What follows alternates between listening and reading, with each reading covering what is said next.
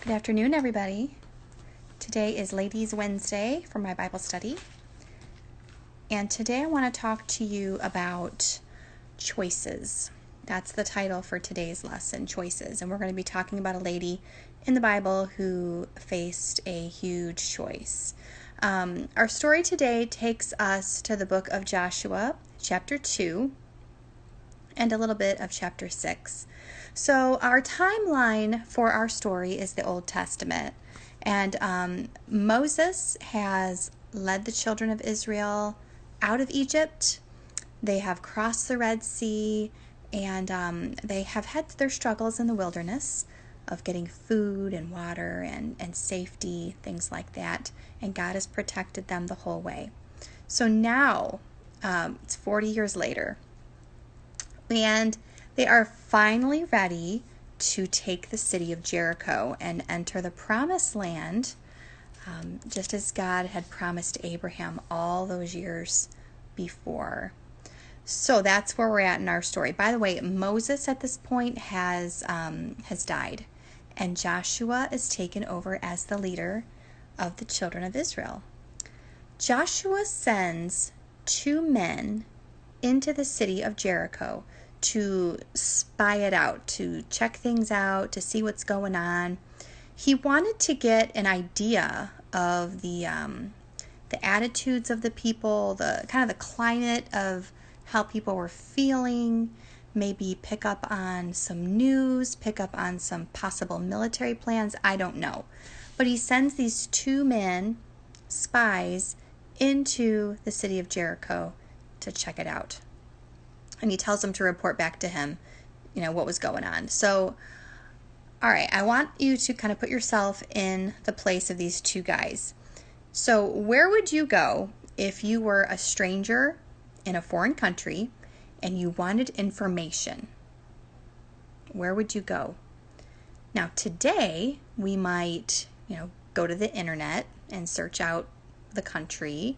We might call a travel agent. We might even go to the library and get a library book, or word of mouth, maybe someone else that we know who's been somewhere. But these guys didn't have the luxury of the internet. There weren't such things as travel agents. And they wanted to keep the fact that they were going to be going there really quiet. So they couldn't exactly hang out in the public gate where all the business took place to hear things that were going on. They couldn't do that. So they sought out a person who knew a lot about the people in the city, and a person who had contact with a lot of different types of people, maybe different travelers of the area, people who lived in the city, different people from different walks of life, but someone who saw a lot of different people all the time. A person who, if people saw these 2 guys going into this person's house, talking with them, that it wouldn't really seem like anything out of the ordinary. So, who do you think these 2 guys had to go talk to? Not a travel agent, not anyone that they knew. They went in to go see a prostitute, a harlot, the Bible called her, by the name of Rahab. You're thinking, well, that's an interesting person to go to if you wanted to spy out the land. Well, think about it. Just like today,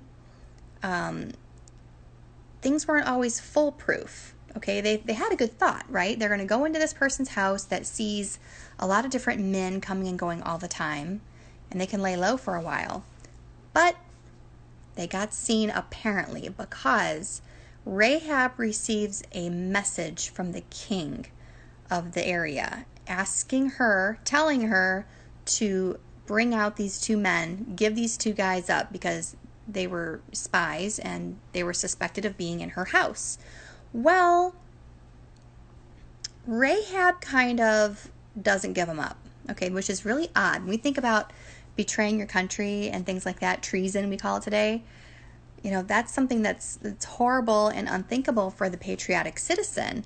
But Rahab is an interesting person, and we're going to talk more about her through our study today. So just like today, someone saw these two guys going into the harlot's house and they got suspicious. So it gets out that they're there. So the king sends her the message and, telling her to give them up. And this is what verse 3 and 4 says in chapter 2 of Joshua. The king of Jericho sent unto Rahab, saying, Bring forth the men that are come to thee, which are entered into thy house, for they be come to search out all the country. So they knew why they were there.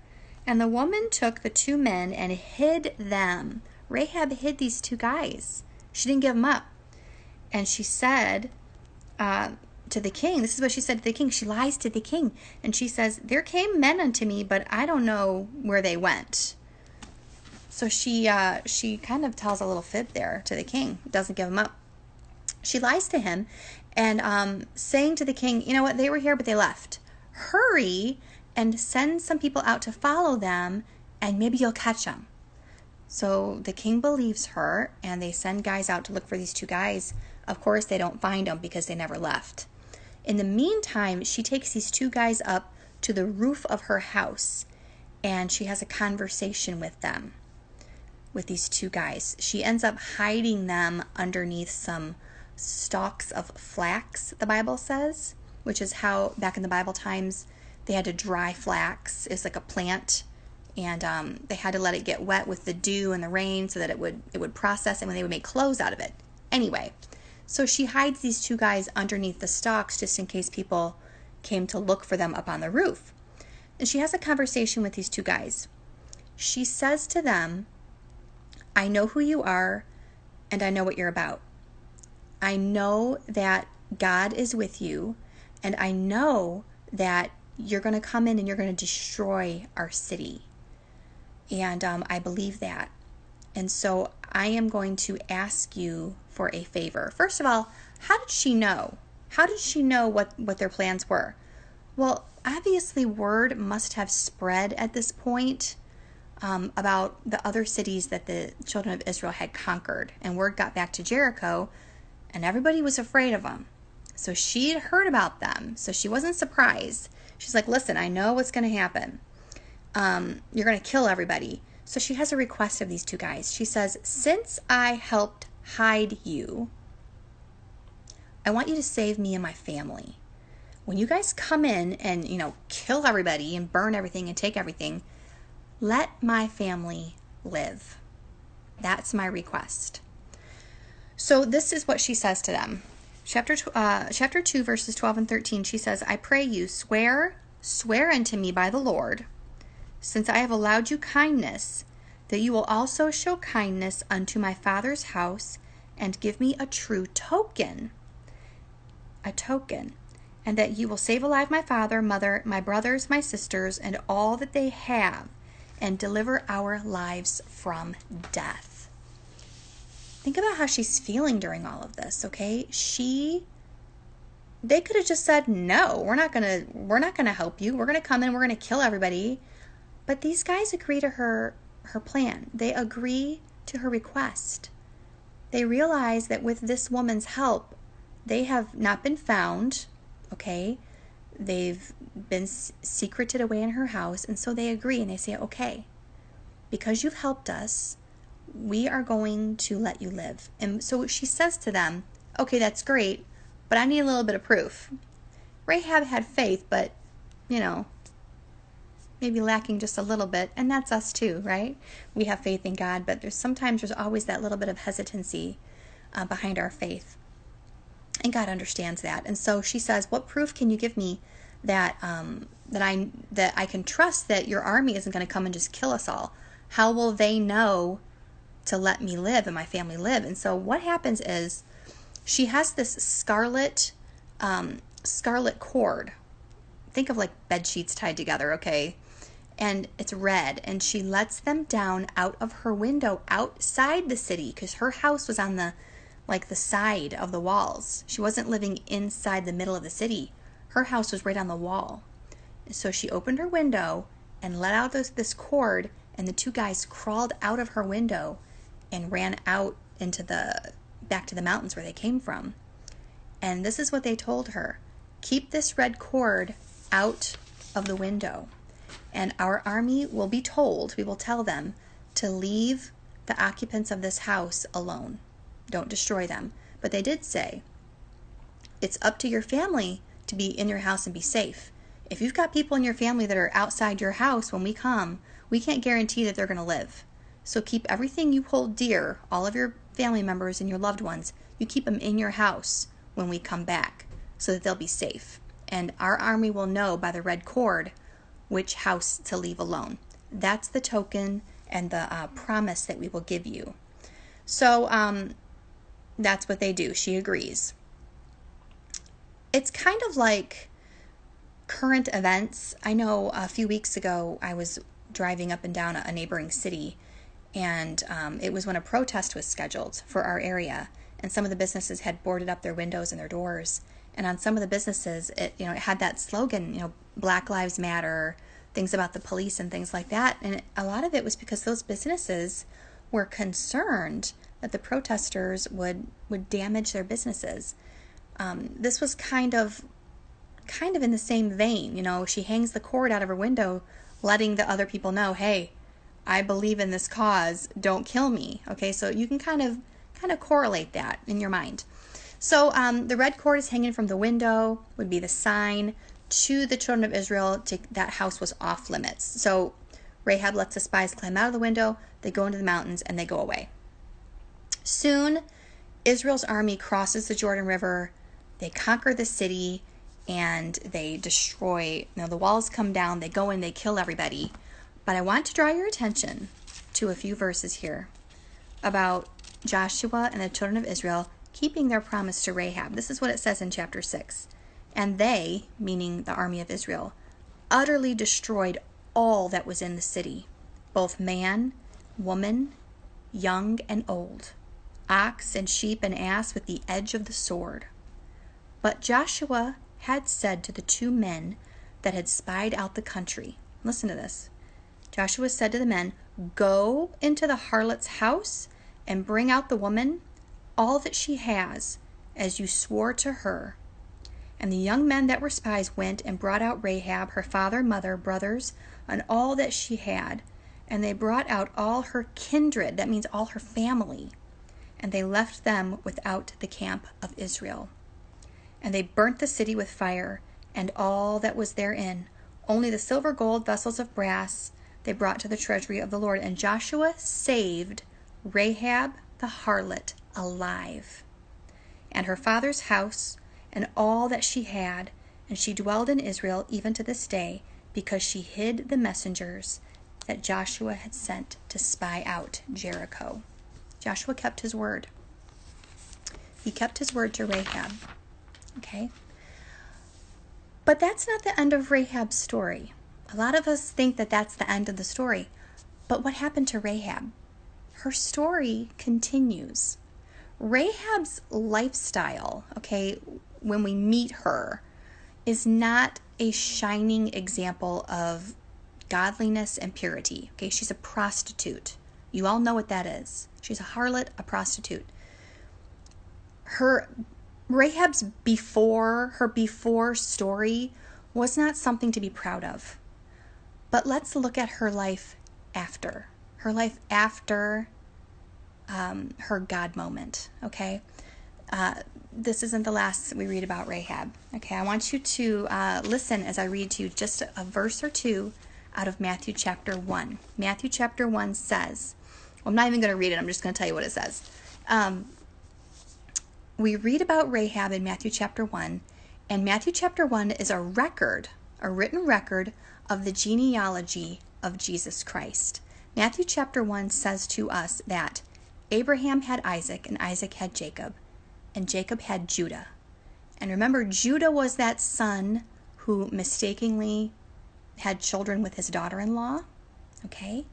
And then that son had a son, and that son had a son, and so on, until one of the sons gave birth to a man named Boaz.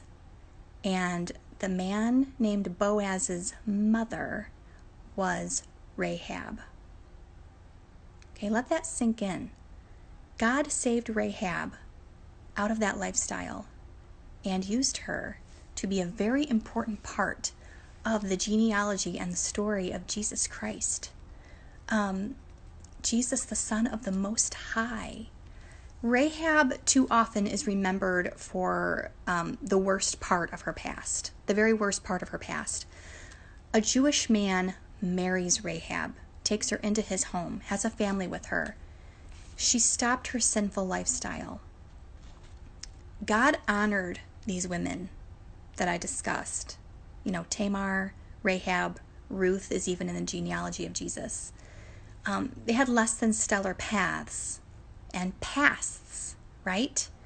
But they changed their lives, and they had a place of honor in the Bible, in being in the direct ancestry of Jesus Christ.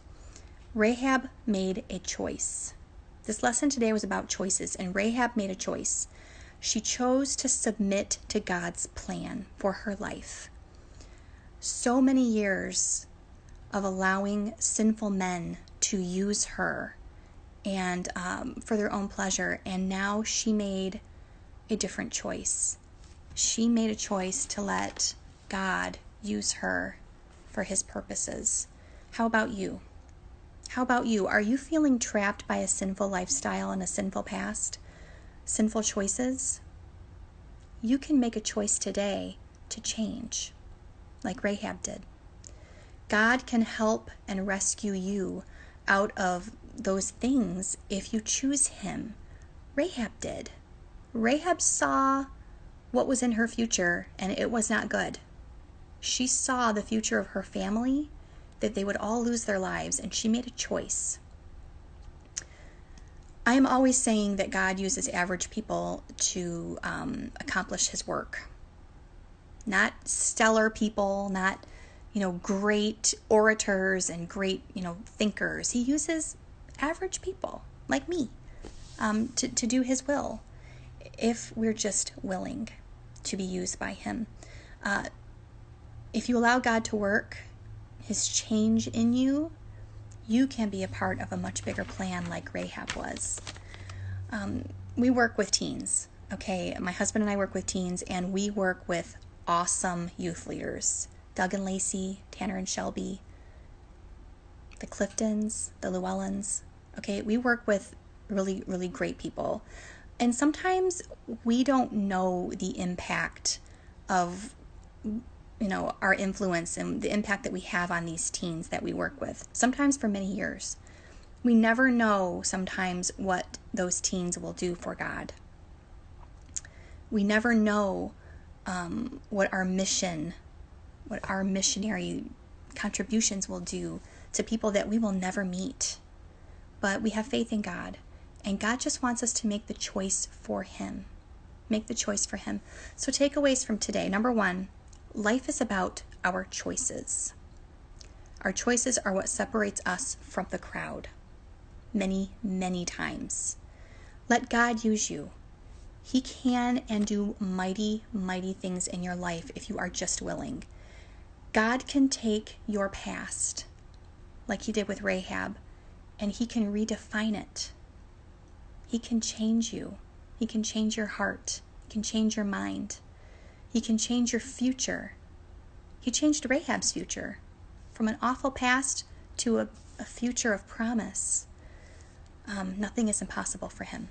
I want to encourage you in that today. Okay, so today is Wednesday. I will hopefully have a lesson for you tomorrow.